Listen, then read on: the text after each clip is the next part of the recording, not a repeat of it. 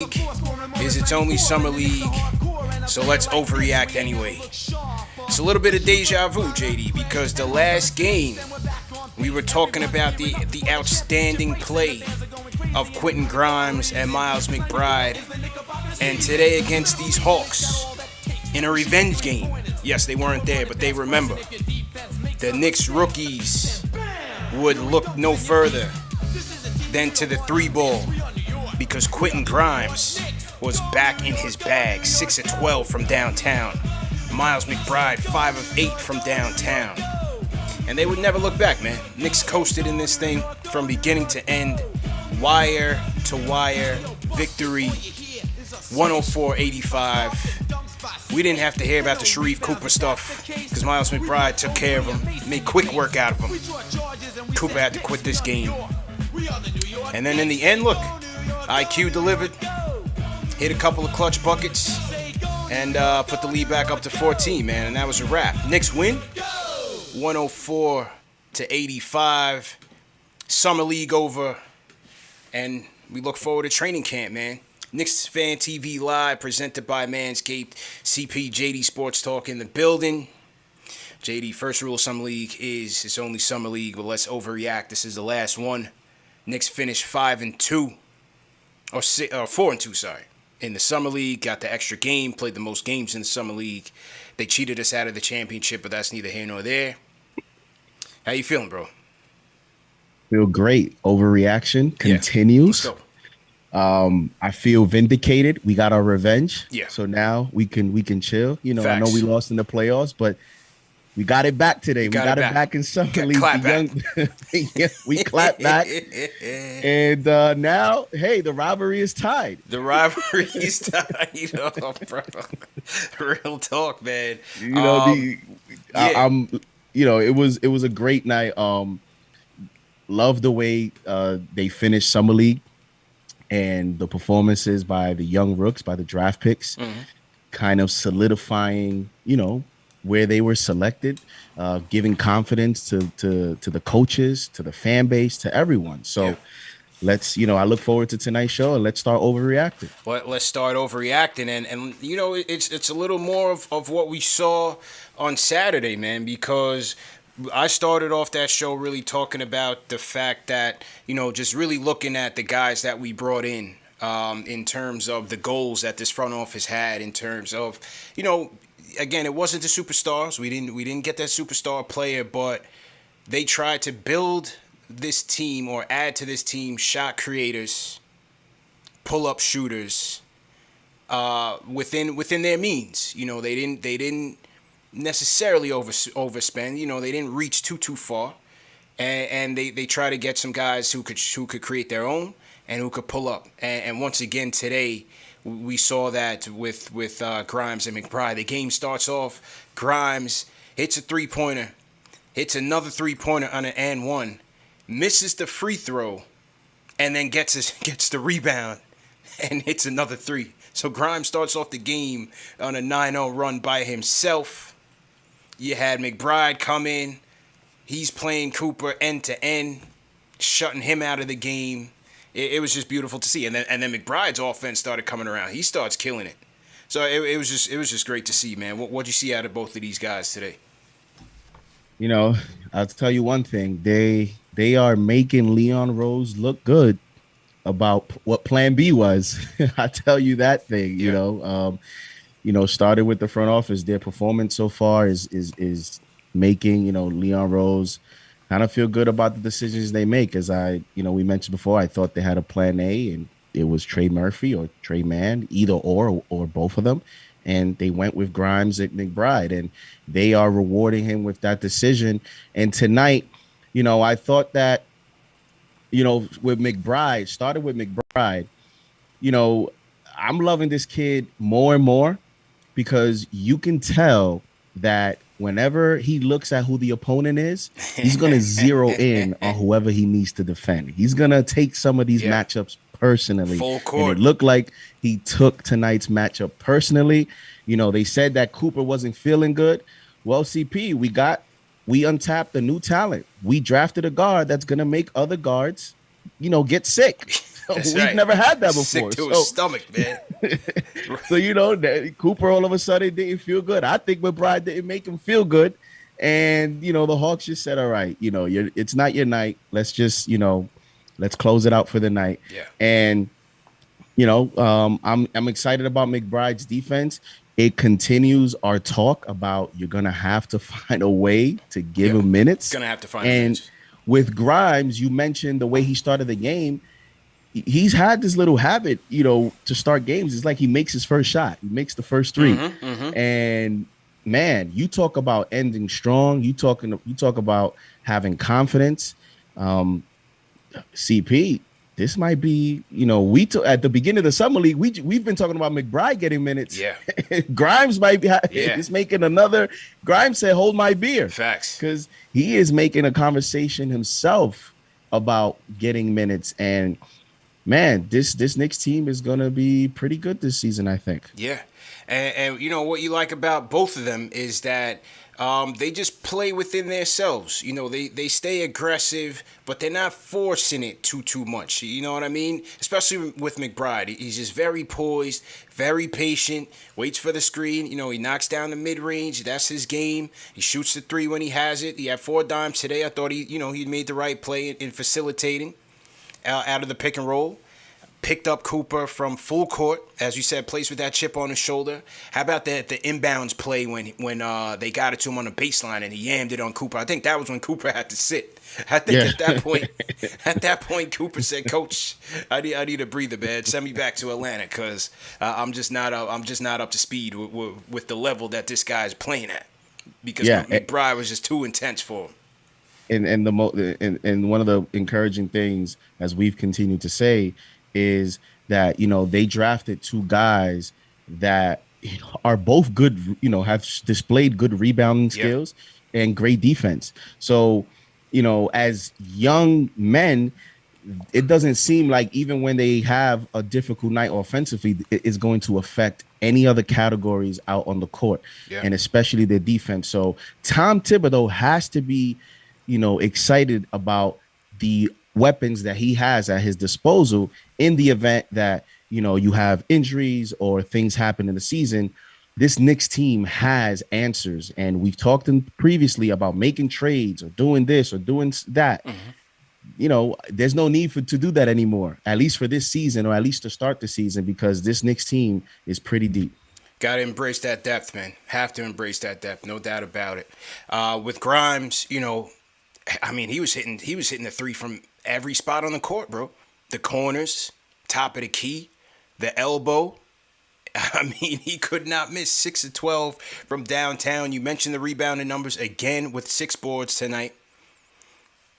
This plus 18 on the night, 10 of 17 overall. I thought Grimes was lights out tonight. Absolutely lights out tonight, man. And I think McBride will see the court more next season if all things remain the same and guys stay healthy. But once he gets his opportunities, I'm gonna be looking forward to it, man. Definitely gonna be looking forward to seeing what Grimes could do out there in the court, bro.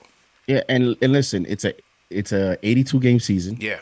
So we're going back to the 82 games, and let's be honest. When you look at some of the guys in front of them, with Burks, with Rose, with Kemba, there's a lot of injury questions Fournier. Everywhere. Fournier for everyone, even for Sims at center with Noel and Mitch. Yeah. And things is ebbs and flows. It's a long season. Things happen, back-to-backs, injuries. These players will get a chance at some point in the season, and I am confident that when they do, they'll be ready to play, because that's one of the things that they've displayed in the summer league, that they'll be ready to play, and their skill set will translate well over to the NBA, because in the example of Grimes, you put him into the game, you're just asking him to play defense and hit the corner three. Yeah. Right. He's not even going to be asked to shoot 12 threes like he did tonight. So the roles will be, more specified. It will be minimized, and that should give them more confidence and not have that pressure to have to do more than what they need to. That's right. And they understand that. That's the important thing. They are in a great situation because they're coming on a team that's a playoff team, right? Grimes and McBride are coming into a situation where, in this organization is not asking them to come in and start and lead teams. Right. Just come in, play a role, develop in practice, and let's take it step by And step. they'll be all right, man. That's exactly right. That's exactly right. Great point there. Salute to everybody in the chat. Once again, hit that thumbs up button for you boys. We got over 1,000 people in the chat right now, JD. The overreactions are going crazy. Chat is going crazy right now. I can't even keep up because, this is just, we're at a fever pitch, man. I think. I'm hearing Klay Thompson for Grimes. You're hearing Klay Thompson. You're hearing H2O, Allen Houston. I mean, the overreactions, they jumping out the window in Summer League, bro. Jumping out the window. But, just the enthusiasm to see a young rookie class playing well.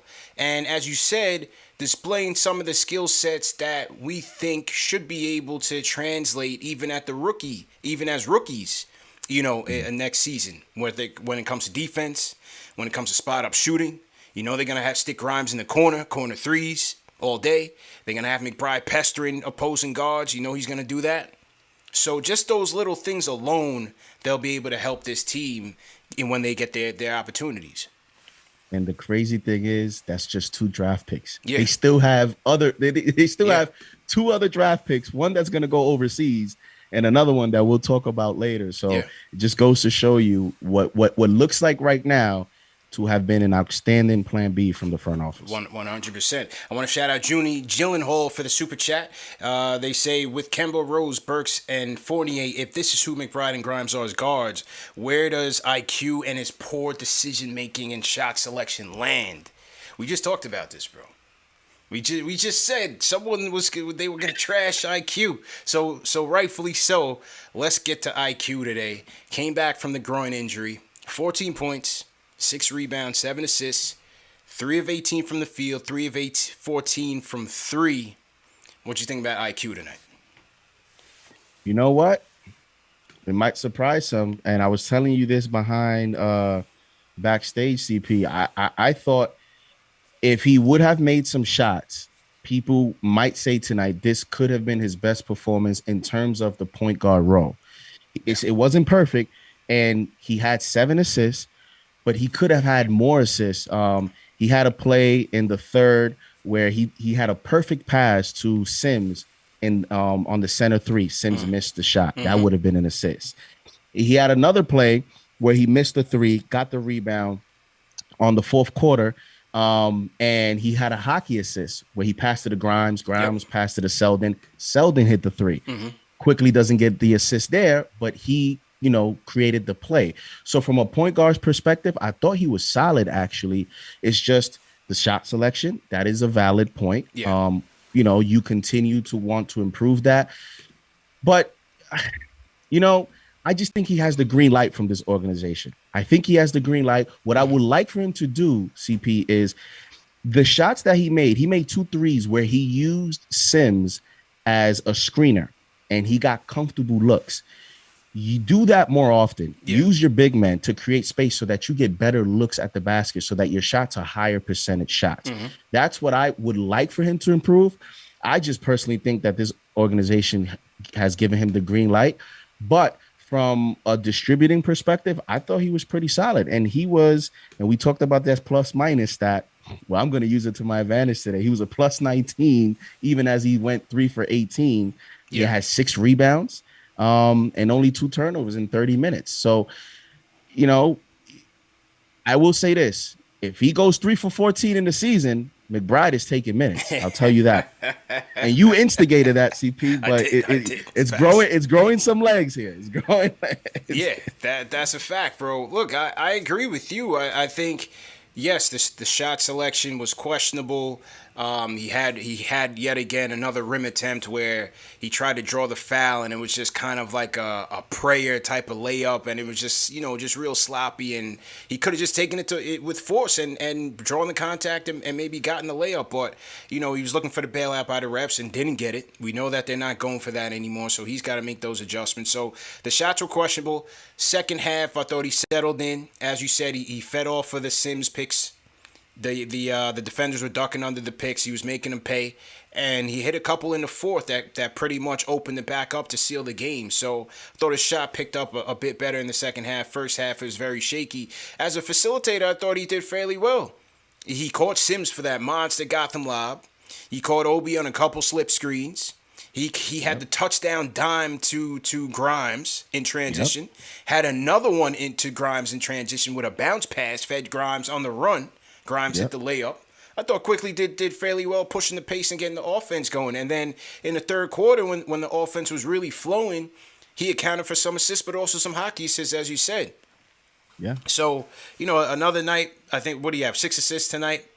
7. 7, and it seems like he's had no less than that Yeah. in the 6 games. So I think that where the decision making has been questionable for me has been in terms of the shot selection. But I think as a facilitator, and they wanted him to assume more of that responsibility. Obviously, it was on him to do so in summer league, being the only credible point guard or ball handler, lead ball handler. I thought he did fairly well. We'll get to the play grades after we take calls, but I thought Quickly did fairly well, man. Shots have to come around, obviously. That wasn't encouraging, but, again, it's only summer league, and when we get to the regular season, he'll be asked to do a little bit less. And so you're hoping that they'll get him some better shots in rhythm when he gets up with the main ball club. But again, 40% from 2 last year. You want to see that improve, and that's going to improve by taking better shots at the rim and better shots in the mid-range. Yeah. And you mentioned there, his role in this summer league has been as the lead guard. So even a lot of the shots that he has taken has been him trying to create the shot for himself. Right. Right. And so what you would hope is now when summer league is over, now you are playing with, your top players in the roster, with Kemba, with Rose playing with you. He's going to get different types of shots now. He's going to get a lot of set shots.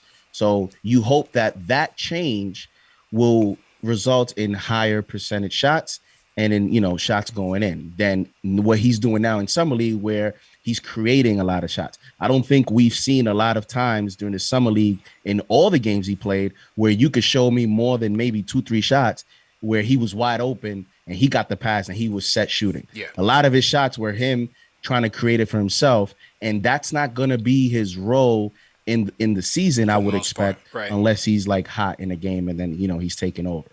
So Agreed. he's gonna get better opportunities. His role is going to be specified now that this is over.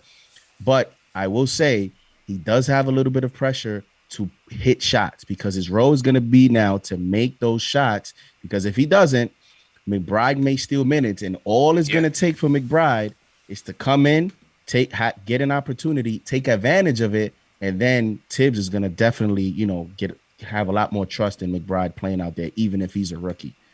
True indeed. True indeed. So to everybody in the chat, once again, hit that thumbs up button for you boys. CPJD here recapping the 104-85 win over the Hawks in the Summer League finale. Let me salute some of the super chats that have come in, JD, some of the overreactions. Let's get to it. Salute my guy, Lord Barker Rock Jr. He says, CP and JD, you can tell the young Knicks don't like the Hawks. The Knicks toyed and destroyed them. Cooper was absent. Have a seat. Go Knicks. Yeah, I'm telling you, man. I'm telling you, they weren't there, but they remember. The North remembers, man. You know what I mean? Julie's probably called them like, yo, don't let them get out of line, man. We got to set the tone early, and that's what they did. Junie Gyllenhaal, I read that comment. Appreciate you, Junie. Jose Chavez sends a super chat. Says Grimes has a Klay Thompson / Devin Book type game. Overreaction. He just needs to work on his handles a little. McBride can be an all-star. Sims is strong. CL Kenrick sends a super chat, says 21 3-pointers from the Knicks tonight. Grimes with 26 points. Let's go Knicks. And shout out to Big Use, says if Sims keeps improving and proving his worth early in the season, does that motivate you to trade Mitch for another potential key player? Overreactions. Let the overreactions begin, folks.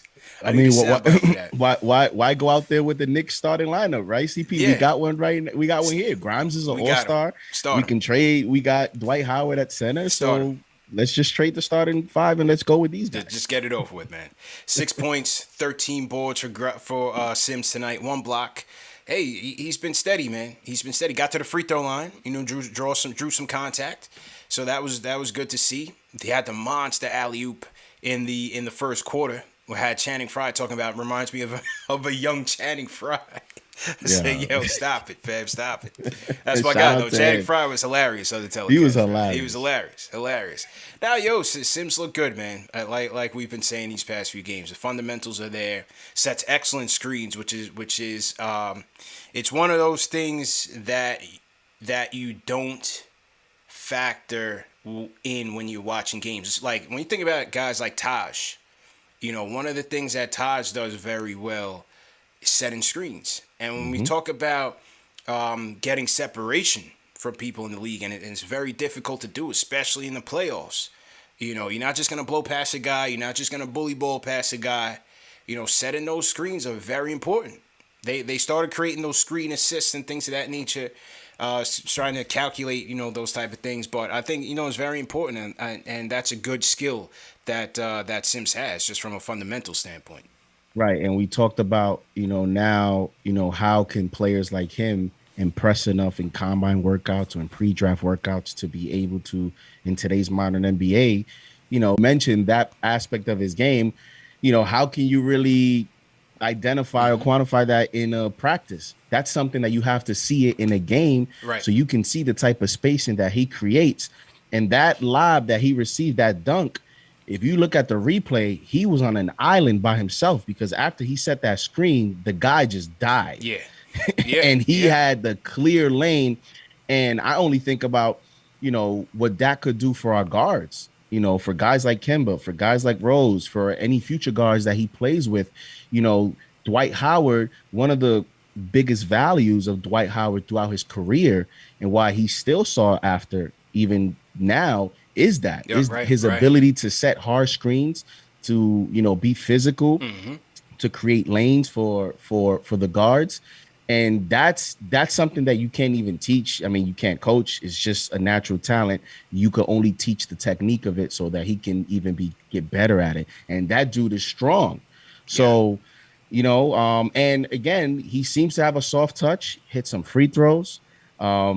He missed a shot. He shot a turnaround jumper from the paint and he missed it.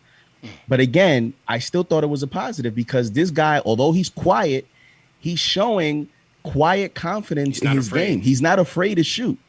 Yeah. So with a talent like that and a player with that personality, you just coach him up with Kenny Payne, and you don't know what type of post game he could develop in the future. That's why I'm quietly excited about Sims being a future rotational player for the Knicks. True story. And for now, he'll be in Westchester. He's on the 2-way contract, not going anywhere. He'll spend 50 games with the Knicks.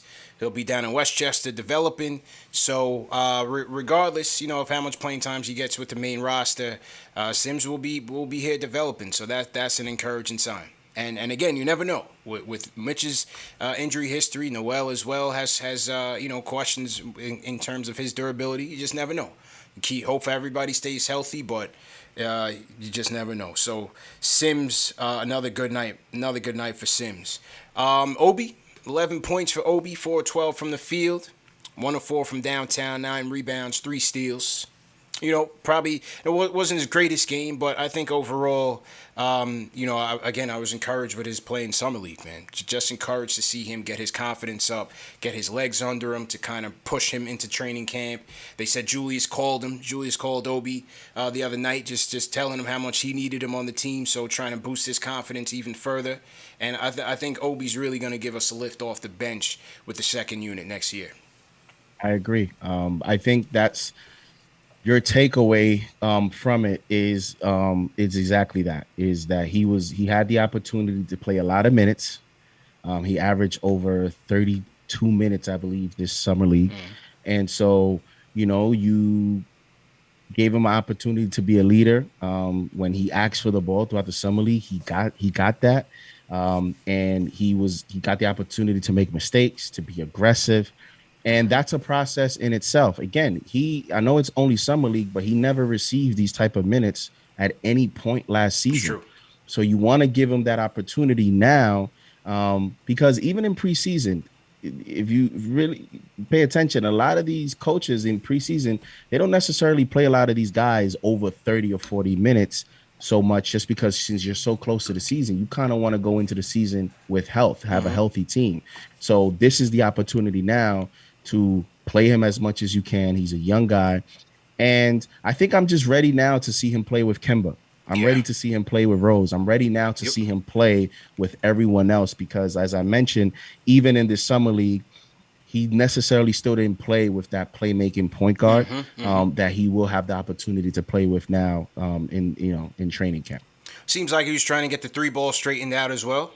Last year it would be just like feast or famine. Sometimes it would be on the mark, and other times it would be like way out, way out left field, bro. Like there was no in between. You know what I'm saying? He was either dead on or just completely off. But it seems like he's working on it, trying to get that timing down, get his mechanics down on that, and those could be where his opportunities come next year. In pick and pop situations.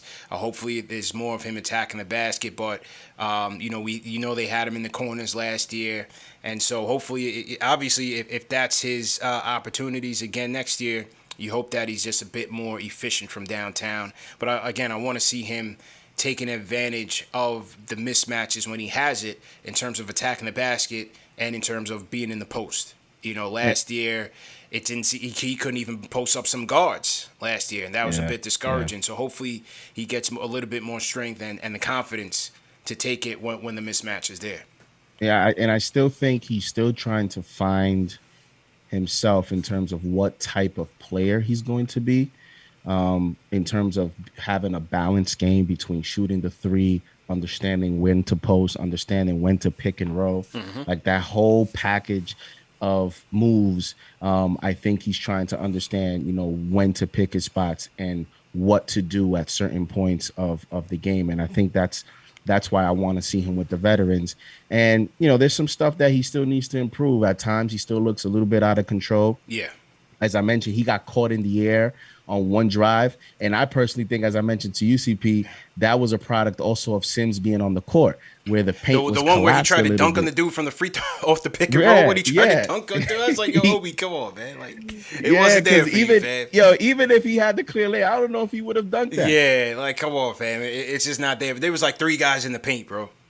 Yeah, and I think, that's what I'm saying. I still think he's trying to still understand how to play the game and also understand his strengths and weaknesses, because he catches a play like that. He thinks he can make a play. You have to understand, what you can do and what you can't do. Yeah. And, take it step by step.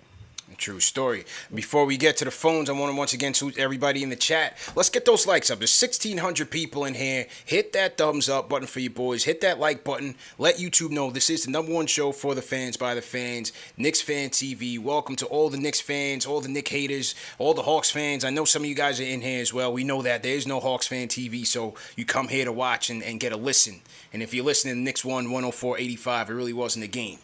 All right, we got our revenge, just a little revenge. But anyway, let's hit that thumbs up button, people. I'll show you right now, man. See this right here? Right there. Hit that thumbs up button. Don't worry about that one thumbs down. We always got haters. That's okay. We appreciate them too. But just hit that like button. It goes a long way in promoting the show. I tell you guys that all the time. Subscribing to the channel, sharing the videos, hitting the like button, hit the thumbs up button. You got to trigger the algorithm. You got to trigger that YouTube algorithm. It brings more people in here. More people we get, the better callers we get, the more audience we get. It just goes hand in hand in building this thing up. This is a grassroots movement, and it only moves the way you make it move. So if you guys can hit that like button, let's get up to 1,000 likes. And that'll put us in a good position. The other announcement, the 40K giveaway. You guys thought I forgot about that. I did not forget about it. It is up right now. And to celebrate KnicksFanTV crossing the 40,000 subscriber threshold, also hit 20,000 on Instagram, I'm giving to you, the fans, an autographed R.J. Barrett Spalding Ball authentic signature with the certificate and everything from Steiner Sports. I'm giving it to you for free. I don't care where in the world you are. Anybody can sign up.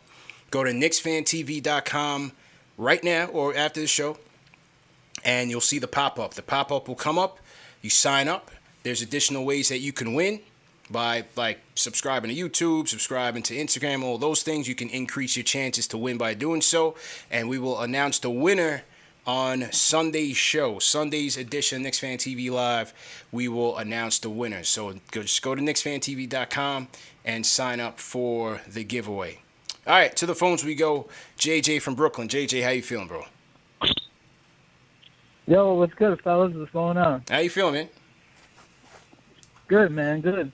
Yeah, man. Just McBride and Grimes. I mean, what could you even say, man? The thing that impressed me so much about McBride tonight was just he had it going in the first half, and most young players trying to, impress the coaches.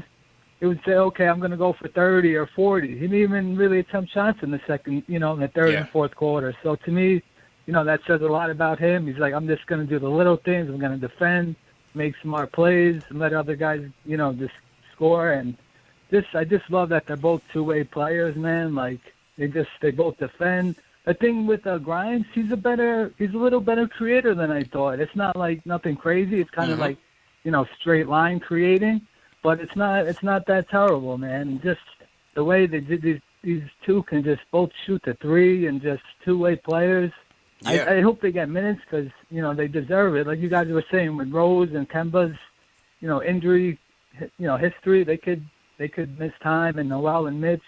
I would like to see Sims get time. Let's not forget him tonight. What do you have, like 14 boards? About so 13. All three of them, man, they're just yeah. So, I mean, just all three of them right now. I know it's only summer league. We've been there before with Knox, and it's still early, obviously, but you just got to be so impressed by all three of them. It's just really impressive. And the play McBride I love, too. My favorite play from him tonight was the play at the end of the first half when Cooper was trying to crack him, and I was like, he's not going nowhere. He's not going to move him. And then he forced him into the air ball to end the first half. Yeah. So, and how about, we didn't even talk about how he forced him into that 8-second violation.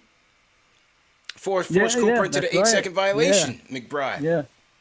Yeah, man. His defense was on the money tonight. Crazy good defense, man. And last thing, real quick, JD, man, you're doing a great job, man. CP, you're just giving just another great addition you made to the show, man, with Ashley and CK. So it definitely, just all three of them, they just bring different things to the show. So you're doing a great job. Appreciate it, bro. It's just crazy, man. 1,600. Yeah, absolutely, no doubt. It's crazy. 1,600 for a summer league. Summer league, man. We 1,500 strong. This great show. Yeah. Imagine a KnicksFanTV. They wouldn't even have this for the playoffs. They don't care about that, man. League, They're front runners. It's crazy. They're front runners, man. Appreciate the call, bro. Yeah, man. Appreciate the call. Appreciate it. Yeah, man. 1,500 strong. Great call. Great call. A summer league game, man. Yeah. No, they've been impressive. Those two guys, McBride and Grimes. They've been very impressive. Very sharp. Defense has not skipped a beat since game one. With Grimes, you were waiting for the shot to come around, but his defense has been on the money. Puts a lot of pressure on the ball. Very sharp and moving through screens. Very smart. McBride as well, picking up 94 feet. I think they said in the telecast, so it might have been Channing Frye. He was like, I think the Knicks might be the only team that picks up from full court in summer league. Yo, Channing was bugging, but it was facts, though. Out. Yeah. I saw that. He was like, he said that. And, one possession, you talked about the McBride 8-second defensive possession. There was also another one where McBride on Cooper, and Cooper couldn't go anywhere. And then the shot clock is winding down. Cooper tries to give McBride a little street ball move, a little hesitation move. He steps to the right, shoots a three, short. And McBride did not fall for none of that. And those are moves, especially from guys like Cooper, Trae Young, these guys that have a lot of the Kyrie Irving, a lot of these street ball moves. A lot of players fall for these jukes, and him staying squared with Cooper and still contesting the shot and affecting his airspace. Yo, you talk about, I don't even know if it's an overreaction to say McBride. I want to see him against Trae Young. I want to see him against some of these. The only guy that will probably still give him the business is Kyrie, because to me, Kyrie is on another level of one-on-one play. Yeah. But other than him, he's ridiculous. McBride to me is ready to defend a lot of NBA guards. And with Grimes, I think, as he said, he has shot creation ability, but not too crazy. But it's a lot better than Reggie Bullock, I'll tell you that. And I think that was the philosophy of this team is, can we get players that can have that as part of the game, even if it's not elite, but you have that ability so that when you moving the ball around the court, anybody that touches the ball can take a dribble towards the basket. Yeah. And the thing with Grimes, too, is that he keeps the offense flowing. He doesn't hold on to the ball for too long. Like, if he doesn't have a shot that he likes, He might try to attack. If we don't got it, he'll move it. You know what I mean? So the offense always flows when Grimes is in the game. He pushes the ball ahead off the rebound. McBride does the same thing, and I like that. They both keep the offense flowing. Again, they don't hold on to the rock too much. And yeah, just steady, man. Just steady plays. Looking forward to seeing what they can do at the next level. Shout out to Greg Film Stuff. Sends a super chat. He says, "Do you guys think the Knicks need that prototypical 3, or are you guys comfortable with RJ or Fournier commanding the spot in the immediate future? I really wanted Trey Murphy in the draft because he would have fit perfectly." What do you think about that one, JD? Well, Trey Murphy definitely would have fit perfectly. Yeah. He's played extremely well in this summer league, hitting threes, playing defense, and rebounding basketball, because I've been following him specifically. So he definitely at 6'9" would have been a perfect wing 3. Mm-hmm. But CP, I mean, when you look at this roster right now, I had said that I still think the Knicks could use a wing defender, but where are you gonna, even if you bring him, where are you gonna slot him at? I think this they picked up Bacon. He's more of a 2 to 3 tweener than a true 3. Right, and we don't even know if he's gonna make the team at the end of the day. Right, we don't even know what type of contract they got him. They gave him. I think, hey, listen, I've said it before, and we'll get more in depth as we get into future shows and talks about projections and expectations. But this is RJ's time. I think the organization, this is year 3. A lot of Knicks fans, nobody wants to trade him. So now is this time to show us why we believe so much in him. And I think this is his opportunity to take a lot of the difficult defensive assignments that Reggie Bullock got last year. This is going to be RJ's opportunity to do so. And it's going to be his opportunity to also take a next step offensively. We talk about offseason additions. One of the offseason additions that we have yet to see is what year 3 RJ is. RJ year 3. He's in the lab right now, JD. He's in the lab. See, he's not one. He don't really show off too much of the off season. A little bit, his trainer might do something. You may see a little, 360 here there. He's working. The kid is working. RJ's working. Wait, but he's gonna eat. Yeah, he's gonna eat. And I agree with you, man. I think it's his time. I like him better at the 3 actually. And I think that we've seen a good sample size from him last year in defending threes. I think that's what it's going to come down to. It's going to be the defense. Fournier 6'7". I didn't watch every Boston game or to really gauge how well he defends. Like how we watch Knicks games. So that'll be left to be seen. It's going to be left to be seen. I thought Bullock was a better overall individual and team defender than Fournier. Not locked down by any stretch, but Bullock as a 3 or 2, however you want to describe him, as a wing, he gave you that versatility that I'm not sure you're going to get as much from RJ or Fournier, because Bullock sometimes he would guard the 1s, the 2s, or the 3s. Right. So and that's why it's going to be RJ's responsibility, CP, because last year you had Peyton and Bullock. Right. So Thibodeau had the flexibility to interchange based on matchups on who he wanted to guard who. Right. This season, guess what? Kemba's going to have to guard the point guard because you're not going to put RJ on Trae Young. Yeah. Right. So Kemba's going to have to take the point guard assignment straight up because you're not going to expose Fournier, nor are you going to use RJ, who doesn't have quick feet defensively, at least not to guard small guards. So RJ's going to have to, step up to the plate and make a big leap in year 3. And I'm confident he will. Yeah. Yeah, I agree. And that's why Tibbs like Peyton. And again, don't throw tomatoes in the chat. I'm not hyping Peyton, but I'm telling you what Tibbs said on record about Peyton in terms of why he stuck with him was, number 1, how he attacked the paint, but number 2, at 6'4", he's a switchable defender. And so that also helped within the team defense, right? I'm not saying he was locked down by any stretch. What Tibbs is just saying was that, that you wouldn't have so much mismatches on the court that are vulnerable or be exposed there because Peyton offered a bit more size. And so with Kemba again, it's going to be left to be seen how Kemba and Fournier now fit into the overall team concept of Tibbs and how much he's willing to sacrifice a little bit of defense when you would expect an uptick in offense. So it's gonna be left to be seen, because I'd still like to see them push the pace a little bit. I think that will impact the defensive numbers. So we'll see what happens there.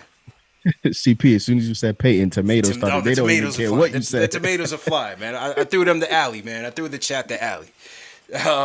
So yeah, so we'll see. But I also on the three thing. We saw in the finals how guys like Jay Crowder, Mikal Bridges, those threes at times they can play the four. They can guard the fours in certain situations. And again, I'm just talking about the flexibility.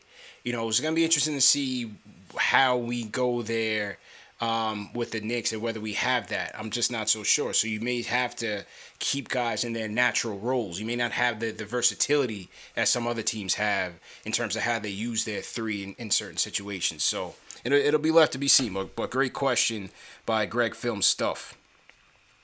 Great question. All right, let me try to find. I know another super chat came in, so just hang tight. For some reason in the YouTube console, it's not showing me the super chats, so I gotta go through like back channels to find it. So just hang tight. We'll get to the phones. Back to the phones we go. Let's go to Zion from New York. Zion, how you feeling, bro? I'm feeling good. What's good, CP and JD?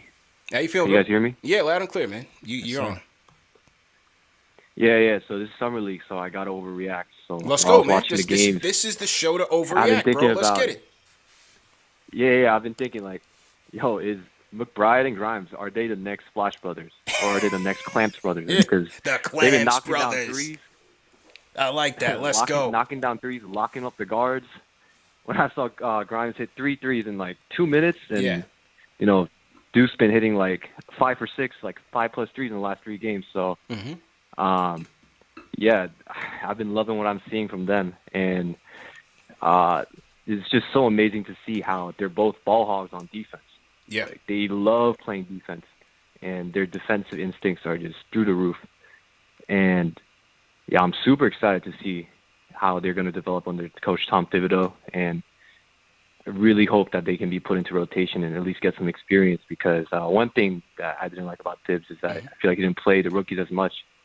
But I'm really hoping that they can get that experience, because maybe it's just a high right now, but I see them being our backcourt of the future. Clamps Brothers, Splash Brothers, whatever you Clamps call Brothers, them. let's Yeah, go. we got 2 good ones. We got two young kids in this in our team, and I really want them to develop. And yeah, sky's the limit for them for sure. Let's do it. And, Appreciate that's all the I call, wanted to man. say. Appreciate the call. Clamps Brothers. Well, at the very least, they both came from good. They both come from a good pedigree. Great coaches. Kelvin Sampson, Coach Huggins from West Virginia, known to be defensive-oriented head coaches. West Virginia has had some good defensive players. Jay Crowder, one of them. So, McBride comes from a good pedigree, and Grimes as well. Salute to everybody in the chat once again. Let me get to another super chat. Boston Knicks. He says, have a lineup with McBride, Grimes, and Bacon and have them trap the ball every time. Call it Bacon McGriddle Sandwich.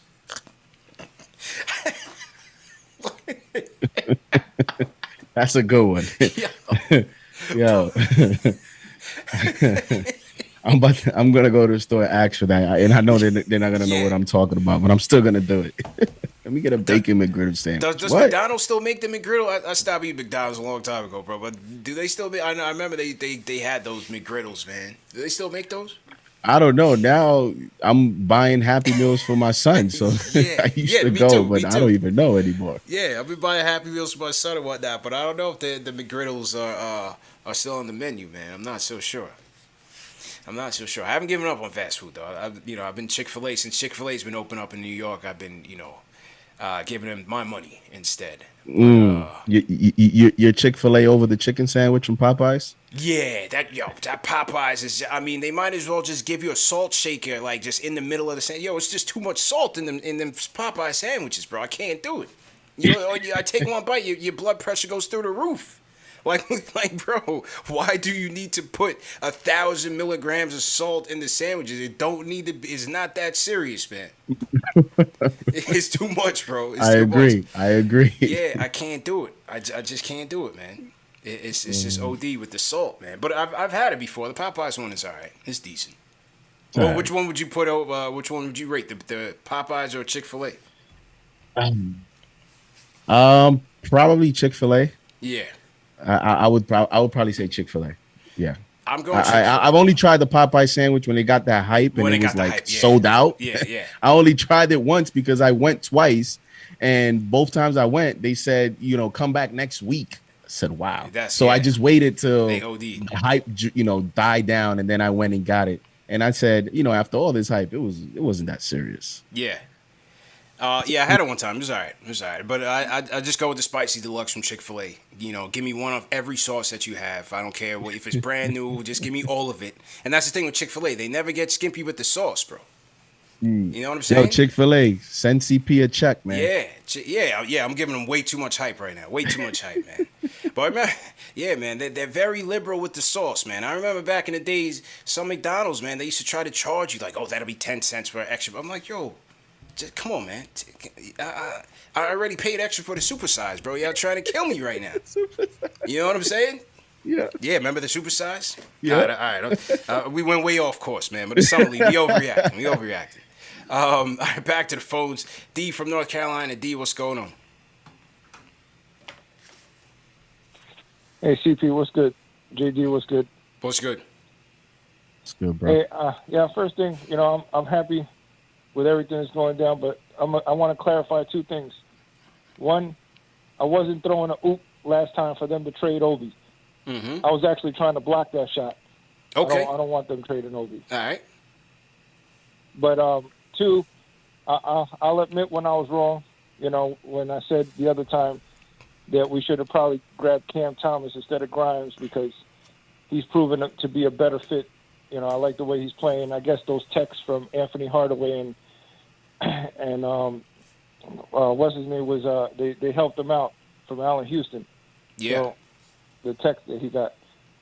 But I asked the question yesterday on Sports Vibe Talk. JD was there, and I want your opinion on this. Mm-hmm. Do you think that Mitch is going to wind up being Hassan Whiteside 2.0? Oh, you asked it. Okay. Yeah. Oh, man. Yeah, he asked that question. If Hassan Whiteside is going to be, I'll let you answer that. That's what I'm scared about. Yeah. I feel that we should, if we could trade him for Turner and whatever else goes with it, that we should jump on it, because I don't know. I just have that feeling that that's the way he's going to do to us. He's going to have like one great year. Yeah. They're going to give him a contract, and then we're going to be stuck with Hassan Whiteside 2.0. I mean, I appreciate the call, D. I hope not, man. I hope not. It's hard to say, CP, because you have to see it's one of those things where it's like, okay, is he going to be a Hassan Whiteside 2.0? Well, we don't even know what his contract year is going to look like. Right. And then, because it's going to be, if you want to look at it from the perspective of the caller, I guess it will be difficult to even validate them, because let's say he has a very good year, then is the caller going to view it as, oh, Hassan Whiteside 2.0, or do you view it as he took the next step in his development? Right. Like, do you put that perspective on it? He's still mad This young. was, But he's still mad young. What age did Whiteside get that bag? He could have been close to the same age.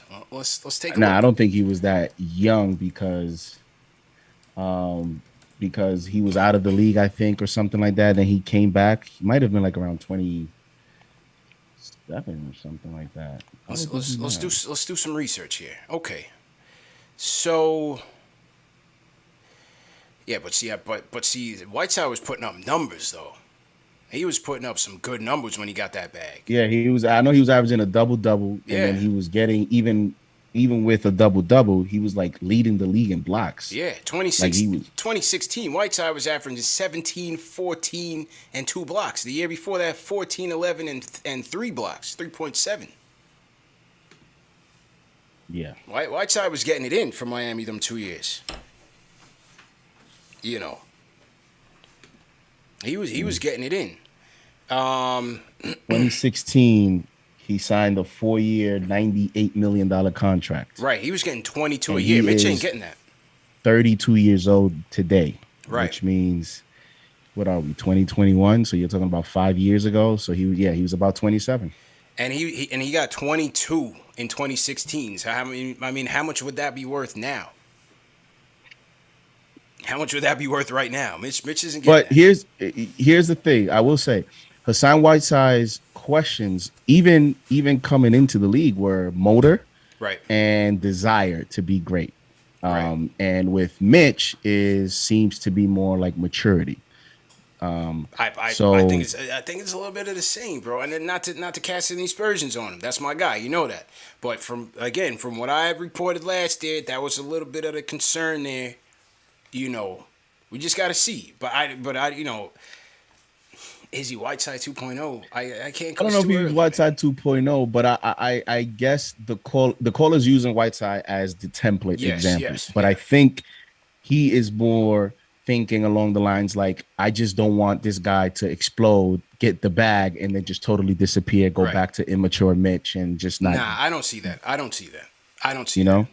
And like I said, I think even though Whiteside had more, statistical productivity, I still think some of Mitch's contributions to the team can't be counted on the stat sheet. It's not always about blocks. Yes, you want to see him add more points to the mix, add more, consistent rebounds to the mix, especially defensively. But just being switchable on the defensive side and on the perimeter in the pick and rolls, I think that adds a lot of value to our team defense.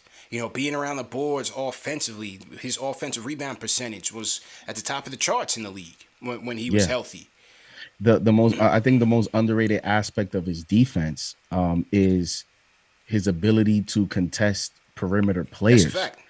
Like, what stat quantifies that? Like what? Right. Maybe percentage of contest shots. Like, Right. I don't even know if something exists to evaluate how here's a 6'11", 7-foot center, and he could be late on a rotation and he jumps so high Yeah. that he's either gonna block the shot or he's gonna contest the shot or he's Yeah. gonna alter it. Mm-hmm. There's no stat for that, and not many big men show that effort or have that True. ability around the league, and those are those little things that don't show up on the box score but lead to excellent performances on defense on a night-to-night Yeah. basis. True story. True story indeed. And again, I don't see the Turner stuff happening, man. I don't see it. And again, it technically couldn't happen until December 15th, but we know there's interest there. I don't know how motivated either team is to make a deal. So I wouldn't count on the Turner stuff. I would kind of just let that go by. But interesting. You're gonna have to pay Turner anyways if you get him. He's Yeah. at 2 years, 18 million. Right. So say you get him at the deadline. All right. So you have the remaining, salary of year one. And then next year we're having the same conversation that we're having this year with Turner. We're gonna have it with Mitch. I'm sorry. We're gonna have it with Turner next year because next year he would be entering his last year at 18 million. Right. So now we're having another conversation of, are we gonna pay this guy? And I would think that Turner and his abilities is going to ask more money in the market than Mitch. Yeah. And then you have RJ that's going to be extension eligible. Right. I mean, how many of these guys are you really, unless you decide that this is your core forever, Right. then you gotta put that into perspective as well. Interesting question. King Deej, you on the Discord. King Deej, what's going on, bro? DJ's from Staten Island. You up next on mute on Discord. Let's get those likes up. Hit that thumbs up button for you boys in the chat. King Deej on the Discord. Oh, King Deej is sleeping. King Deej, he just unmuted himself. Oh, King Deej. King D. He was active in the chat. He was active in the chat. Active. All right, What's good, bro? What's good? What's good? First off, shout out JD, shout out CP. Run it up. Let's go. Hit that. No Let's way get should be that thumbs up. 1.7 in here. You know what I mean? I got to see 1.7 thumbs up. Yeah. I'm going to get straight to the game, JD, CP. Like a proud father, I've been watching this kid and I've been talking about this kid all summer. Mm-hmm. And draft night came and a lot of people, including myself, I was upset about Trey Mann, but then I said my golden child is still on the board and he's going to be a second round pick. And then all I heard was Cooper, and more Cooper, and we should take Cooper. because Cooper can do this and do that. Well, McBride pretty much. I mean, rule number one, obviously given is, is summer league. But rule number two, immediately after that, is when a rookie clamps you and comes for your lunch money because he thinks that he's better than you in every single way, then I'm judging that. I'm Yeah, judging yeah. that. Not all these Cooper can shoot and all these fake fans that like their favorite point guards and players out of college. None of that, man. So I just want to talk about that. That's the only thing I care about from Let's this go. game. Is my second pick, my second round pick that I had on the board. I was talking about him all summer like a proud dad. I waited 3 games. So you saw him have a good game, a bad game, and then a bounce back game. I waited 3 games to say that. Your man Jalen Johnson, Mr. J from Florida, he didn't play Ooh, tonight. he ran So from the I'm smoke. just letting you know he ducked the smoke and He Cooper did. got killed because of that. He So, did. but it's just summer league. That's what everybody's just telling me. So I guess it's just summer league when Jalen Johnson is cooking the Boston Celtics when none of them are making the roster, right? None of them, except for maybe Peyton Richards, maybe. But King D's coming with the smoke. just wanted to say that. Just wanted to say that. Like a proud father, I feel good. On a second thought, because I was in the chat early, and I just have to say this. From now on, CP, you can't answer phone calls about anybody that wants to say they want to tank, they want to lose, Ooh. they want to keep I'm losing for feeling a battle of the years. Like, fans. I'm feeling a battle of the fans coming up. yeah, because Shots I'm fired. not. Listen, I like to win. I treat everything like I like to win, and we've been losing forever. And you know what gifts that gave us? That gave us KP over Cat when we was the worst team in the league, and we got a top 4 pick, not top 2. Yeah. That gave us Frank over Donovan and a whole bunch of people. You know why? Because it's not about who you chasing. It's about the picks that you hit for. That's why McBride is doing good. Quentin Grimes, I never wanted Quentin Grimes. Everybody in the chat knows I want a Trey Man, but he's an exceptional B plus. Exceptional. Jericho Sims, I heard everybody on their mama this whole summer talk about Charles Basley and everybody else. And they got Jericho as what, the third to last pick. So it's just about who you hitting for. It's about good organizations. They hit picks. All you guys panicked, and it was getting me upset. So I just wanted to let that be known. I don't want to hear about nobody's favorite players and all this stuff. And if you look at the scoreboard shows that I'm hitting with these draft picks. That's all I'm going to say. So that's all I'm going to say. I wanted Obi. I got McBride. That's all I'm going to say, CP, respectfully. That's all I'm going to say. All right. No doubt, man. King D's on the check-in, bringing that smoke. Only thing I'll correct him on, everything else was cool. The only thing I correct him on is Frank didn't fall in their laps. That was just Phil being a fool, and he should have picked Donovan Mitchell. That was just Phil being a fool. That just wasn't their luck or their fortune. That was just terrible scouting and a terrible pick. But that's neither here nor there. We're talking positive vibes right now. So that was King Deej. Let's bring in his arch nemesis right now. Jay from Florida. Jay, what's going on? King Deej just brought the smoke. Yeah. He mentioned you. He mentioned your name. He brought a lot of things to your attention. What do you have to say right now? First off, run it up for your boys. You know what I'm saying? I hear a lot of my talking King D's. King D's talking just like me. Because I say run it up for your boys every time. Hit that like button, hit that subscribe button. My style is in all of them. I'm the Knicks Twitter captain. I'm the Knicks Twitter GOAT. My style is in all of them, CP. You don't see it? Yeah. King D's got to apologize, right? Jalen Johnson sat out tonight. You know why he sat out tonight? Because Nate McMillan is the king of adjustments, right? Jalen Johnson is going straight to the rotation. I'm telling you right now, straight to the rotation. You sit out that young boy because he's going straight to the rotation. Nate McMillan likes what he's seeing. King D said, we can't pick him because he's a power forward. Please don't.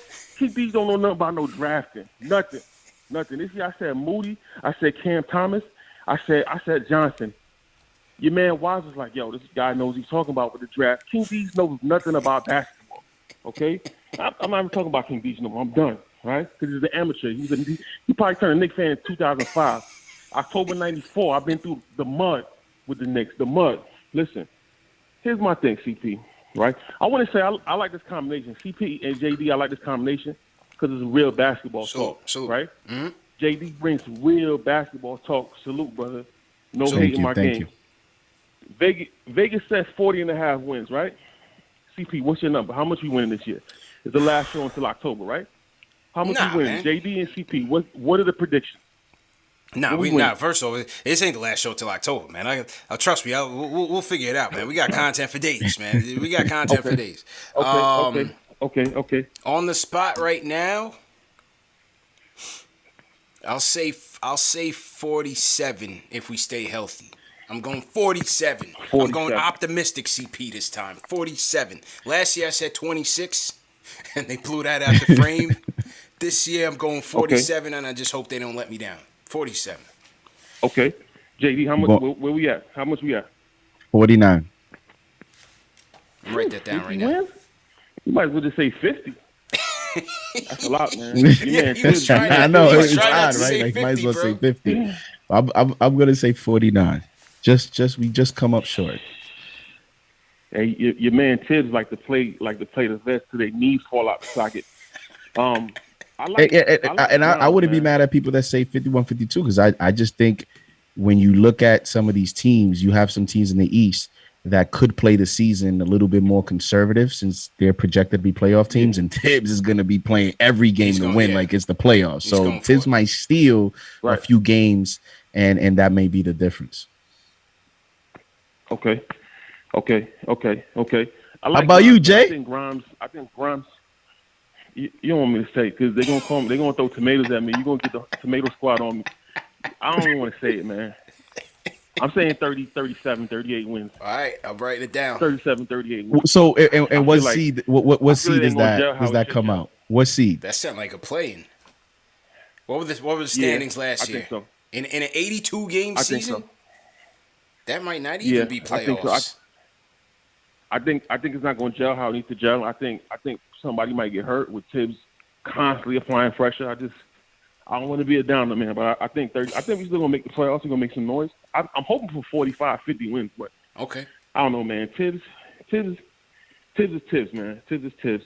Yo, IQ look afraid, man. IQ look like he paying for his job right now with Deuce. Yo, IQ look like he was panicking out there, bro. IQ, I know you watching, bro. You gotta take it easy. Your man may be watching. Putting the pressure on you. I see it. Oh man, yeah. IQ's definitely watching in the hotel room right now. Salute, IQ. We love you, Nick Nation love you, but you look a little shook with Deuce. Deuce remind me of Rod Strickland, man, with that mid-range game. Yeah. Mark Jackson, that kind of point guard. Mm-hmm, you know what I'm saying? Mm-hmm. He's a real beast, man. I don't know, man. Deuce is solid. I like Grimes too, man. I feel like we should kick Burks to the curb, right? Because if you invest time in Grimes, with the way he could put the ball on the court, get his own shots off the spin threes, Grimes is nasty, man. He's nasty. Yeah, Grimes. That is was nice. a fine. And Grimes is nice. I don't see Burks. Yeah, I don't see Burks. I mean, I know it's summer league, but if Grimes comes out and he's playing well, and let's say in preseason, what's the difference between Burks and Grimes? I mean, a lot more. You play the kid and see what you got. To be fair, bro, a lot more. I appreciate the call, Jay. I appreciate you bringing that fire, man. Jay brought that fire. We're setting up slowly for the battle of the fans. Eventually, we're gonna have the two sides come together for a meeting of the minds. You know what I'm saying? But this is just a little preview. Just a little preview for the 1800 in the chat. We do have a battle of the fans where the fans can engage with each other. Or this just a little preview. You know what I'm saying? Both sides brought the energy, JD. Both sides brought energy and good talking points. And the play-in is what? 9th and 10th seed, right?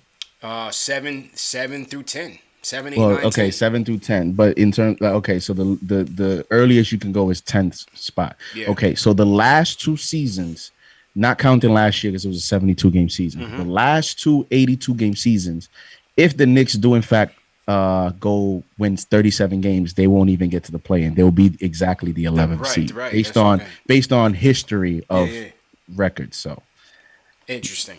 And Jay doesn't think we're a playoff team. And I think he's a bit short-sighted with Burks, man. Burks is a better shot creator than Grimes right now. Just to be real, Burks is a better player, better shot creator, better getting to the free throw line, more clutch in the fourth quarter. He's proven it, and Tibbs will give him that leeway and that benefit of the doubt. Now, anything can happen. Injuries can happen.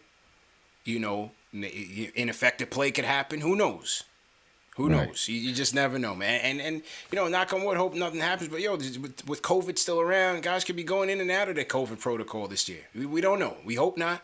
Hope everybody stays healthy. But that's another thing in terms of injuries, right? It might not be anything in terms of your extremities, your arms, your legs, but COVID can knock guys out for 2-3 weeks. So you just never know. You just never know. And Tibbs relied on Burks a few times in emergency situations at point guard. I don't know that you could say that you can throw that assignment at Grimes and he'll be able to have the shot creation ability against NBA players like Burks did. So that's facts. Want to salute. Oh, I just lost this guy's super chat. My fault. I forgot this guy's super chat. My fault. Oh, here it is. Shout out to Eric Nephron. He says, you guys got 4 players out of the Summer League. 4. That's awesome. Eric, shout out to you. And Eric also sends a super chat with tomatoes. I think that was going at Jay from Florida. So he sent a super chat just to throw tomatoes in Jay's direction. So shout out to Eric for, coming through and showing love, man. If you guys are new in the chat, put a hashtag new in the chat. We'll shout you out, me and JD. Leave a hashtag new in the chat. We want to see who's the new viewers in the show tonight. We got 1,800 people. There's a lot of new viewers in here. Just leave a hashtag new, and we will shout you guys out. I see Adam Rimler is in here. Team hashtag new. Adam, what's going on? How you feeling? All right, we'll take another call, and then we'll finish up the shout outs. Book from Queens. Book, what's good? Hey, great to see you guys. First of all, my night's overall going great, even though I just poured a bowl of cereal without realizing I was out of milk. Ooh, bro, that is the ultimate L, Book. First, wait, that is the ultimate L, fam. That is the ultimate L, man. What kind of cereal, Book? What kind of cereal you working with tonight, bro? I don't need sugar, so I have the keto cereal, like the $11 no sugar, no carbs. Keto cereal? What are you talking about? No, Keto, keto, like ketogenic. What are you eating? Like oat brand? No sugar cereal. Like bran flakes? No, it's good. It's like a honey gram. It's good. Well, I mean, it might not be a bad thing, man. It's better with milk. Yeah. It's better with milk, though. I tell you that. L. So, and before I get into the talk, right, my man came on, roasted the previous caller for a straight 97 seconds, and then said, "No hate in my heart." No hate in my heart. Yeah, I love this show. I love everybody who calls. Appreciate it. All right, so to get right to it, man. So overreaction is kind of for me died down in terms of, I think, so to put some respect on Alec Burks' name, Grimes, I think, saves us because we're thin at the larger small forward position, and he slots into that more prototypically than anybody. But I don't know when he's going to realize his potential. He looks like the kind of guy who could possibly take an entire year to figure it out. Mm-hmm. I don't know if he's going to be ready this year the way Burks is. Burks is a clutch performer. When Burks was healthy last year, there was times he was regularly giving us 20 against the best defense you could have. And he can also play the 1, and Grimes doesn't look like a guy who could ever slot to the 1. Not that we need Burks to do that this year with all of the guys we have. Mm-hmm. That's it. I want a quick note on RJ. You're talking about his defensive versatility. There's a stat for defensive versatility, and last I checked, he was actually number 1 on the team in that category. So I do trust RJ, especially second year, for him to be playing defense the way he's playing. He's probably only going to get better. And he defended Kawhi. And Kawhi respected his defense. Yeah, so he should be fine at the 3. And I think RJ's number 1 physical skill is he is supernaturally strong for his aging size, right? Like, off the chart. Yeah. So him at the 3 defending, I'm fine with. But there's another point about us defending Trae Young. Last year, when we were defending Trae Young, we had the burden of having to stop him because when he came down on the other end, he was guarding Bullock and Cone, who was standing in the corner.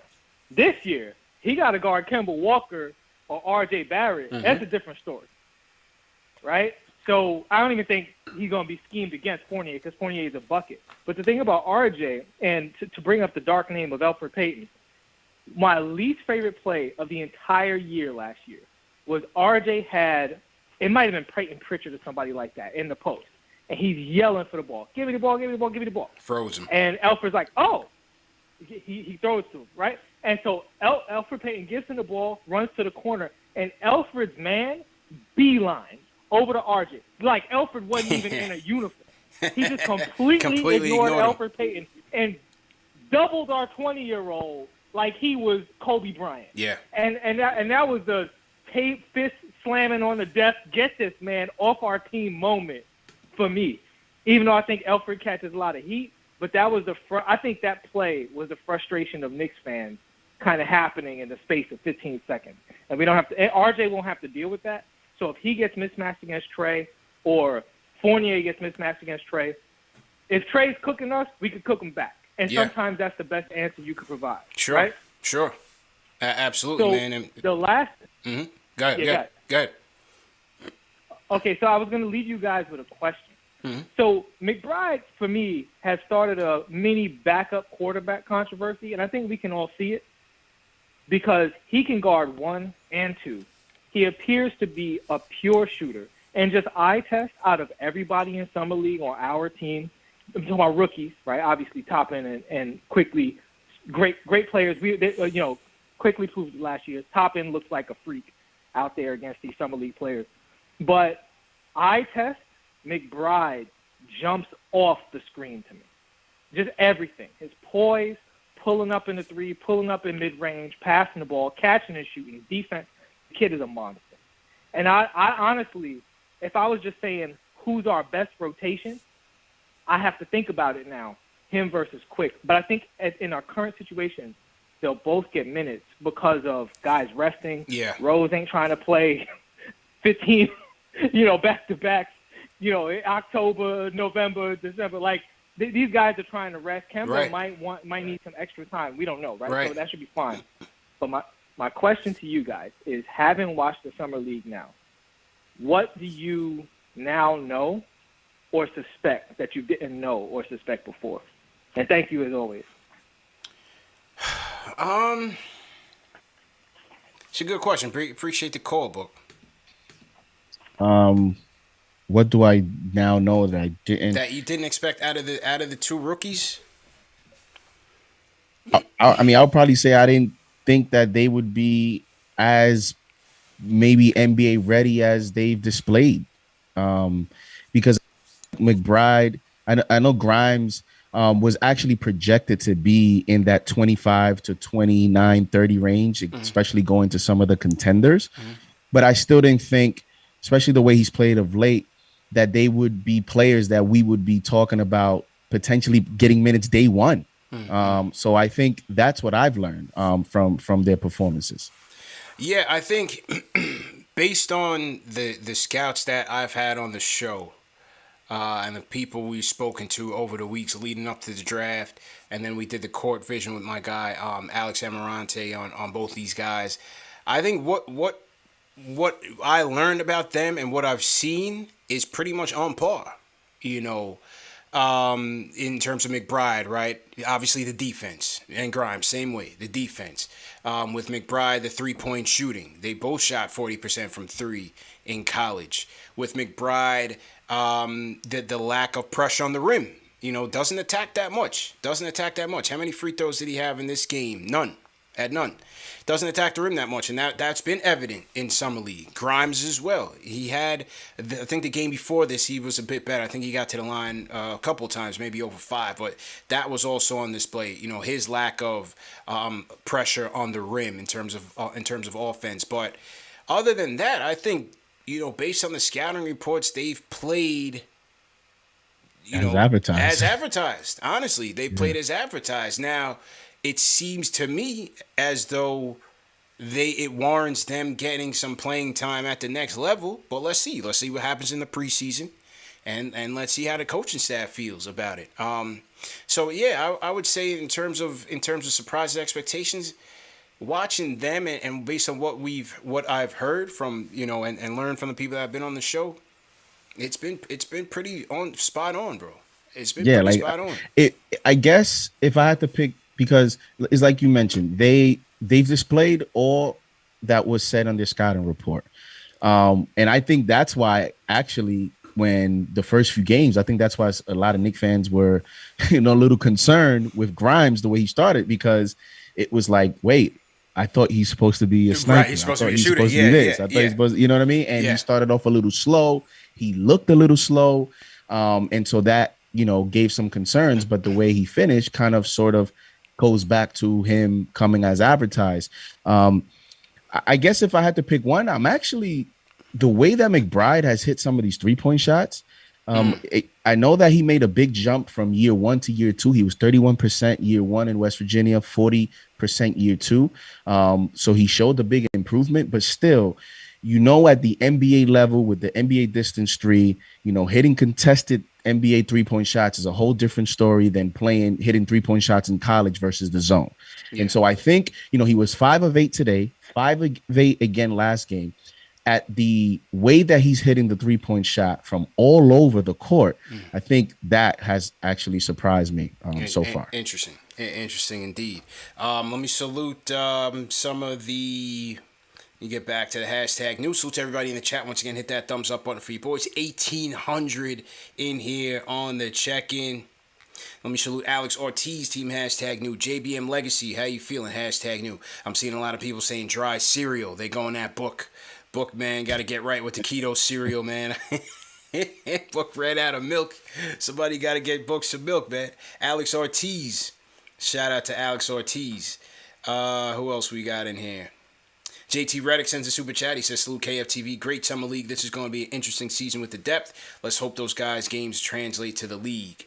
We got JR Valadares, team hashtag new. JR, what's going on? Kenneth, how you feeling? Dana Stennis, team hashtag new. Earthbound, appreciate it. Pierre Thomas. We got Joaquin Saavedra checking in from Argentina. Okay, so we up down in Argentina. Let's go. Joseph I. Patterson, team hashtag new. JD, who you want to shout out in the chat, bro? Mr. I don't know. Do you shout it out? OG the God? No, I didn't. Shout out. Okay, OG the hashtag God. New. Shout out to you, Mr. Playmore. Hashtag new. Shout out to you. Shout out to the mods and yeah, man. Everyone else that's contributing in the chat. I mean, that person from Argentina probably waiting for us to talk about Luka. Yeah. Well, it was no Vildoza again. As we reported, the foot injury, or let's give credit to Sports Vibe for first putting that out, translated by you. Sports Live 5 sent it to you. You translated it, gave it back to him, and he dropped it. That Vildoza was out. So we knew for about 2 weeks now that that Vildoza had pretty much played his last Summer League game after Game 2, out with a foot injury, and he was headed to the preseason. Right, and Sports Vibes reported it that he was out from the get-go, and it's been reported on his game-to-game. People have been reporting him being out game-to-game. Nobody has ever reported that he was totally out. So shout out to Sports Vibes TV on that. And as we mentioned, he has training camp now, and hopefully he's 100% healthy. And McBride and Grimes and these guys, they're not letting up, man. They're not letting up. But I don't know, CP, they made this investment. It's easy to say just cut him, but then you think about the investment they made when they paid, for the fee. You just want to just let that go. So I think they'll give him. I actually think they may give him a legitimate shot to show something. And even if you cut him, are they able to sign him back to a two-way? Even if they cut him, that's what I got to find out. That's what I got to find out. I'm gonna hit up the coincidence. We'll hit up the coincidence and see what the deal is. I have to figure if he's eligible for it, they would give it to him, but I'm not so sure. He might be, because I think the only way that you're not eligible is if you pass, I think, the 3-year mark, or or if you're going to your 4th year. I think that's what disqualified Pinson. So, I think he could be, but I'm not 100%. So we'll find that out and see what happens, because like you said, they did invest in terms of paying to get him here, and then paying his first year. They gave him $3 million this year. So that's a $5 million investment. That's a $5 million bag right there. The rest of the deal, the rest of the 3 years on the deal aren't guaranteed, but that's still something that I would think you make that type of investment, you're gonna, as you find out about the two-way, but I would think the Knicks will try to find a creative way to at least give him a year in the States. Yeah. Even if he doesn't do anything this year, you try to get him acquainted for a year, and then, just run it back in the off season and see what he gives you through another summer league or training camp this preseason, give him some preseason games. Things of that nature, or even in practice, you try to learn about him more, because even as the Knicks scouting have, scouted him and brought him over, this front office and this organization, this coaching staff, you still are learning about the player in the environment of the NBA in America. So you want to see how he responds to that, not only in one summer league game or two summer league games or even in a few Olympic games, but in NBA circumstances with an NBA schedule and NBA personnel, and see how he responds to that. And if he doesn't, then hey, you take the L and you move on. True. Well said. Once again, salute to everybody in the chat. Hit that thumbs up button for you boys. Let's get those likes up. Remember, these shows are presented by Manscaped. Go to manscaped.com, enter promo code Knicks for 20% off plus free shipping. Go out and get that Lawnmower 4.0. And it's good to go, man. The Ferrari of ball trimmers, fellas, from head to toe, trust and believe. 20% off plus free shipping with promo code Knicks. And we also shipping international. So for our international viewers, go ahead and get yours as well. No testimonials. We haven't said that in a while. No testimonials. Just go out and get it. Tell them CP sent you, man. And that is manscaped.com. I just got word the winners from our draft show. Who got the Manscaped products. A couple winners got the Lawnmower 4.0. Another winner got the Performance Package 4.0. Those are in the mail right now, so you guys should be getting those this week. So, yeah, man, we're taking care of the people, man. And as we spoke about Luca Vildoza from Argentina, throw your cities in the chat. Where are you guys watching from? What cities are you representing from? What countries are you in? Throw your flags or your cities in the chat right now, and we'll shout you guys out. All right, a couple more calls. We're going to go to 3 more calls. We're going to go to Craig, then Angel, and then we're going to close with Ari. So let's go a little bit rapid fire. Craig from South Florida. How you feeling, Craig? Hey, man, what's going on? How you doing, bro? I'm doing good. And I want to tell JP something, or is it JP? I don't. Yep. No, I don't need no credit. No credit. But let me talk about Knicks. This game was real important. Thibodeau wanted to send a statement to this team. And he just did. I can't, Craig, I can't really, your connection is not really good. Say that one more time. You hear me now? Yeah. You hear me now? Yeah, go ahead. Okay. This was a game that Tibbs wanted to send a message to. He wanted these young kids to bury Atlanta. If they could have scored 140 today, they would have. That's how much he wanted this game. But past that, do you realize the trade that was made today and how that's going to affect the Knicks? Bledsoe going to Clippers. For 3 guys, and now Rondo is open to be traded. Yeah. So, and then they come out with the Knicks are looking at this kid from New Orleans, Josh, whatever. Yeah, I don't Josh. remember his name. Yeah, Josh Hart, and appreciate the call, Right. Craig. So Josh Hart just went to the Pelicans, and then you had the Bledsoe trade. Bledsoe got traded for Pat Beverly, Rondo, and another player. So you got Eric Bledsoe. Daniel Oturu. Oh yeah, Daniel Oturu, who was a draft pick last year.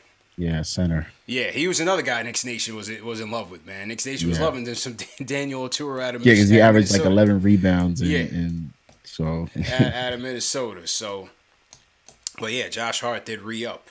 And I did think I felt like these young Knicks were playing for something against this Atlanta team. This Atlanta G League team. Yeah, they definitely tried to bury them. Yeah. They were definitely trying to bury him. All right, we wrapping up now. Let's go to Angel from Philly. Angel, how you feeling, bro? Yo. What's good, CP? My boy JD. What's good, fellas? How you doing, bro? What's going on? I'm good, bro. First thing first. Yo, CP, how many likes do we got right now? How many likes we got? We got 1,000. We hit 1,000 likes right now. 1,000 likes. Let's go. Hey, listen, man. First thing first, man. Hit that thumbs up for y'all boys, man. If it's over 1,800 people in the chat, man, we need 1,800 likes, man. Hit that thumbs up. But hey, listen, man. I am trying so hard not to get hype about this team that we got right now. Thank God we ain't got Alfred Payton, man. That just that alone, that's gonna give us like 10 wins. And JD, you said something about 49 wins. Hey, brother, I need you to aim higher, bro. I need you to go out on a limb. We need that 50, man. We gonna get 50 wins, man. Because I'm gonna tell you why, and then I'm gonna end it with asking a question. But first, CP, you gotta start charging Ari because I'm about to give a shout out to Ari. My boy Ari, what's good, bro? Yeah, we about to start charging Ari, man. But hey, listen. Honestly, I do like the 3 guard rotation with IQ, Grimes, and McBride, and then you add Obi into that mix. I mean, I think that's going to be the future right now. And I think honestly, if they play like that in the preseason, I honestly think Alec Burks, this is going to be his last year, because I don't think you can keep these kids on the bench for too much longer. You know, I mean, obviously they're going to get some time, but man, like the way McBride and Grimes, I just like the way when these teams are setting picks and screens, they're attacking the screens and they're forcing, you know, teams to really adjust, and these teams can't score. And you're going to need that when it comes to this NBA, man, because that's all these teams do is set screens and picks, you know. And I'm going to be honest, man, like just by, you know, the players that we drafted, I mean, we got to give a shout-out to this front office, man, because everybody was killing us that we didn't get Trey Mann and we didn't get, you know, all these other players. But, man, like, with who we drafted, I mean, look at how they look now, you know, and obviously they're going to get better and it's going to take time. But I'm going to tell you something, man, with this team that we got right now, I mean, look at how deep it is, bro, you know, and to be honest, I don't see how we don't get 50 wins, you know, like if we could, you know, if his can just open that lineup, you know, I'm cool with Kemba Walker playing 55 games or 60 games, you know, due to his knee.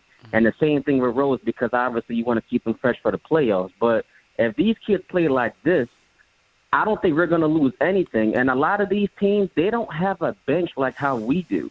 You know, like we got Derrick Rose coming off the bench. Yeah. Imagine with these two kids playing the way they're playing. So my honest opinion, I mean, let me know what you guys think. But I do think that, you know, if these kids can get some playing time in the regular season, I do think Burks is out of here in 1 year, because there's no way you can keep these kids on the bench for that much longer. And as always, brothers, be safe, and thank you guys for taking my call. Appreciate it, bro. y'all. Appreciate it. Well, remember, it's only a 2-year deal, so it's not like, you know, he's really gonna be blocking that much. I think if they see a deal where they can make a trade or trade off some of these vets for something that brings back value, they'll do it. But I also believe that, you know, they'll take their time, just like they did with IQ. You know, I think they'll take their time with developing these kids. You know, Tibbs is going to play these vets, but if these kids are ready and the opportunity presents itself, they will get a chance. They'll get a chance.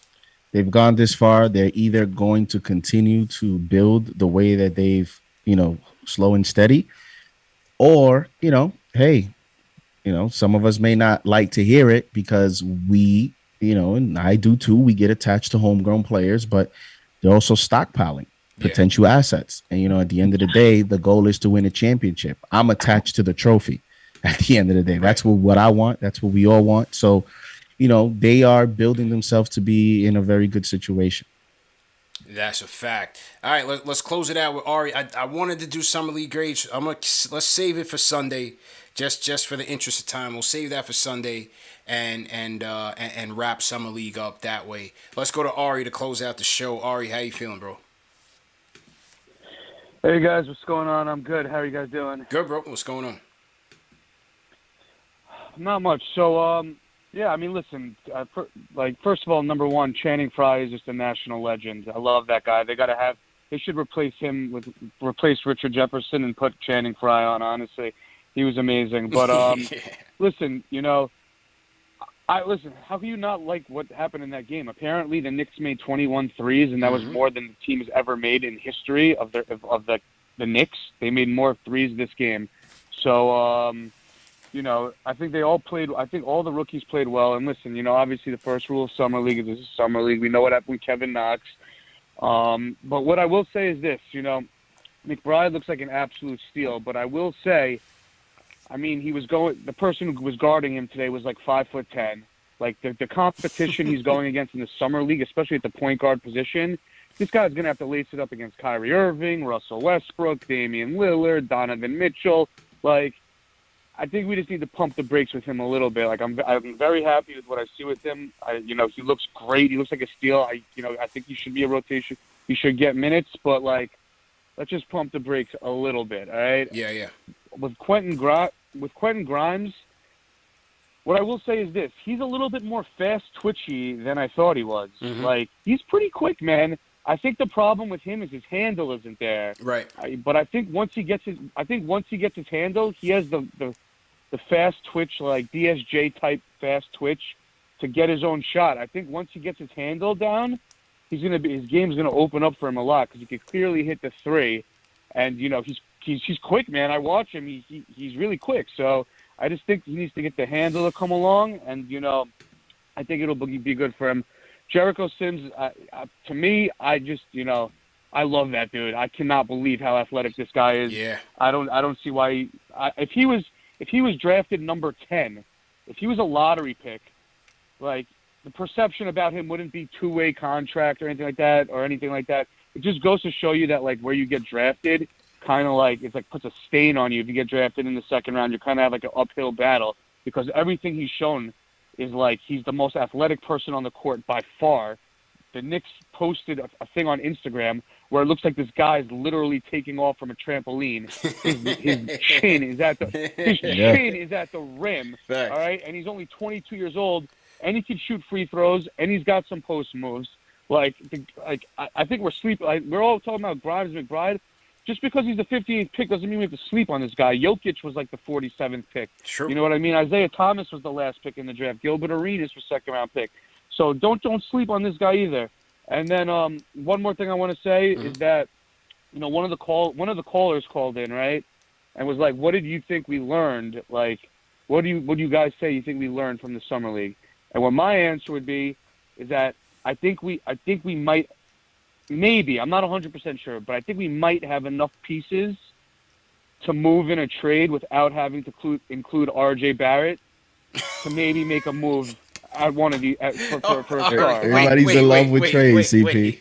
He starts the call by saying, "Don't overreact. We overreacted too much," and ends the call by saying, "We got enough to make a major move without putting much in the trade." I didn't say we have enough. I said maybe. Like, it looks like we have 3 guys who are rotation pieces, who could be future rotation pieces, right? Yeah. You know what I mean? It's possible. And listen, here's the thing, and these Knicks fans have to grow up. You guys treat the Knicks players like they're your pet, like it's a dog. Like you have such an emotional attachment for these guys. It's ridiculous. Listen, Mitchell Robinson is the only guy on this team who is expendable, who has trade value, okay? You just invested $12 million a year in Nerlens Noel, okay? Jericho Sims is showing you promise, right? I don't care how much you love Mitchell Robinson, all right? I don't care how athletic he is and what his ceiling is, all right? The goal is to win a championship. It's like what JD said. The goal is to win a championship. We are not going to win a championship with this team. We're not going to win a championship if you re-sign Mitchell Robinson, re-sign Obi Toppin, re-sign R.J. Barrett. These communists in the chat think money grows on trees. It's just absolutely ridiculous, all right? You have to make a move. You have to make a move, all right? And, like it's all good. We're doing well. We're doing well, and we're heading in the right direction. But if King Deej really wants to win, you got to make a move. And King Deej, listen. I know he was doing so well. The tomatoes are out right now, Ari, in abundance, bro. The tomatoes are flooding the chat. Listen, King Deej, I know what you're doing. You're doing what Serge tried to do to me. You're trying to chase a little cloud, trying to go at Jay from Florida. I get it. Listen, man. Let's get one thing straight, bro. This all caps thing that you're doing on the chat and in Instagram, I've been doing that since 2017, bro. All right? Literally since 2017, all right? You talk like Jay. You chat like me. Listen, it's okay, man. Like, I take it as a compliment. I'm sure Jay is pretty, imitations, the highest form of flattery. I'm sure Jay takes it as a compliment also. But listen, there's nothing wrong with being King Deej, right? You don't have to be like me and Jay. There's nothing wrong with being King Deej, right? So you should own that. You're a good guy. You're cool. And, you don't have to, copy our style, all right? You should make your own style, man. You're a cool dude, all right? So thank you for the call, all right? All right, bro. Peace, bro. Yo, what happened, man? That call has so many layers. It has so many layers, bro. That's Ari for you, man. That's Ari for you, man. It was like this. Yeah. I was going, yeah, bro. Okay, I get you that, because of you got me there with the whole, let's not overreact. to the players, and then he says that we can pull off now a trade we can make a without trading blockbuster RJ. trade. So I guess you think the same of the players then, because I get what. Okay, so let's do it. McBride, Grimes, and Noel for Bradley Beal. Shout out my guy A.O. Powell. He says that was a 5 tomato call. Angelo Carlos says this thing took a turn. Shout out. Then he starts going at King D's. Now he wants to smoke with King D's. We might have a triple threat battle of the fans coming up, man. That's why people say the content is done till training camp. No way, man. Content continues. Man. That's why you have to continue to stay tuned to KnicksFanTV, because you just never know what you're gonna get. Yeah, no, but the plan is that at the very least on Sundays, I'm gonna start up a Sunday pod going through the season. So we'll keep that going through starting this Sunday, and that'll be comprised of interviews. We'll do some all-season content, some player grades, some season reviews. We'll wrap up Summer League Sunday with player grades as well. And then, we're just a little bit over a month from training camp. Training camp starts September 28th, so it's right around the corner. Just a couple of weeks, and we're right there. So keep it locked to KnicksFanTV, no doubt about it. We're gonna have the content continuing to keep us going into training camp, and then preseason, and then boom, we're right there at the start of the season in October. So the time will go by very fast, bro. Very, very fast. Absolutely. Summer League is over, and we are about to begin the Diddy Gritty. Yeah. It's we're almost there. And it's gonna come here in a blink of an eye, because like you said, training camp is right around the corner, and then it'll be preseason, and let's get it. Yeah. Trevon Cash sent a super chat. He said the trade will be for Karl Anthony Towns by the end of next summer. Bank on it. King D sends 2 super chats. He says, number 1, Jay from Florida said no Halliburton on record. Q&A 2020 draft at 51 minutes. No, he said no Halliburton for the whole draft series last year. No Obi, but he's saying I don't know hoops. This man down with the ops. This is your king, Debbie Downer. Ooh, he said this is a skirmish. Yeah, things are heating up, man. Things are heating up. This is gonna be better than a Triller fight. Trust me, them Triller fights are fixed. This is gonna be better than a Triller fight, people. So stay tuned for that. Battle of the Fans, Part 4. King Deej and Jay from Florida are gonna go at it. And he sends another super chat. He says, and I don't want to be compared to losers/tankers again, so I'm gonna switch up with that "Run It Up" slogan. Don't worry, Run It Up is all his. All right, so King Deej is coming with something different. Shout out JT Reddick. He says, salute KFTV, great summer league. This is going to be an interesting season with the depth. Let's hope those guys games. Okay, translate to the league. Appreciate that. And I'm trying to get to the other super chats, man. My fault if you guys sent the super chat. I'm trying to get to the rest. You know what? In the meantime, JD, go ahead and sign out. I'm gonna get to the other super chats. Go ahead, bro. All right. Well, thank you guys. Shout out to the chat. Shout out to all the fans that continue to support. Have over 1,600 in the chat still towards the end of the show. Knicks win tonight. Yep. We got 3 dislikes, 1 from Nate McMillan, 1 from Trey Young, and 1 from Sharif Cooper. Yeah, it's a fact. So, the haters are still always there. Hey, man. But Always there, but we here. Mm-hmm. We here. And let's keep going with the off season. I'm ready for training camp. Definitely ready for training camp, bro.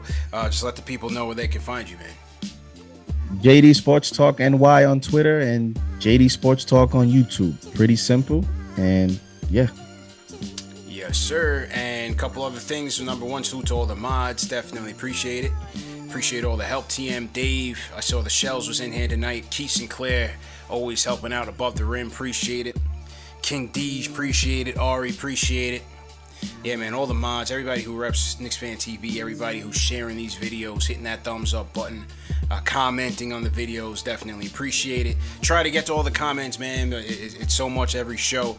It's you try, definitely try, but keep commenting, keep sharing, keep subscribing, and we'll try to get to all of them. I'm trying to find where the rest And of shout out to Big Tone, #new. I had it in my mind. Big and Tone. Want to make sure that I shout you out since you did write #new right when we finished the nice. shout out. So Big shout Tone, out to you. appreciate it, man. Appreciate it. Where is this thing right here? Where is this thing? All right. While I look for that, to salute the rest of Super Chats. Remember, this show is available also in audio podcast format: Spotify, Apple Podcasts, Google Podcasts, Amazon Alexa, Stitcher, all the major ones. So if you miss it on video, you can always catch it on audio. And yeah, man, right after the show's over with, we'll have the podcast up and running for you. Remember, the RJ 40K giveaway. That's autographed RJ Barrett basketball. Will be one of yours. We're going to give it away on Sunday's show. So make sure you go to KnicksFanTV.com and sign up. And there's multiple ways to gain additional entries. So you definitely want to follow those directions. And good luck to all of you there. All right, I'm going to look for this thing for 2 more seconds. And if I can't find it, I just want to make sure I salute all the Super Chats that have come in. Appreciate everybody who donated. Where is this thing, man? YouTube giving you a hard time? Yeah, YouTube is giving me a crazy hard time, bro. I can't, for some reason, I'm trying to click on the drop down to get to the rest of it, and I'm not able to see it. So maybe refresh your dashboard or something. I tried all of that, man. Okay, let's see if I see it here. Dave, just cut this at the pod. Carlos Diaz, appreciate it, man. Appreciate the love, Carlos. All right, let's see. Okay, I think I see it here. Hang on. We're getting there. We are getting there. Okay, here we go. Yep, got him. We got King Deej, JT Reddick, appreciate it. Eric Nephron, appreciate it. Big Mark says, funny that Channing was broadcasting our game because I haven't seen a summer league this full of talent since David Lee, Nate Robinson, and Channing got drafted. #overreaction, #summer league. Boss said, Nick, appreciate the super chat. He says, Dom Cornelius says, no Sharif Cooper revenge game. Your boy was in shambles. Yeah, McBride had him in prison. And I know my guy from the West Coast sent one. My fault, man. YouTube is just tripping with the super chats, man. But for everyone who did donate, appreciate it. Definitely appreciate all the support. See you guys Sunday, man. CPJD, we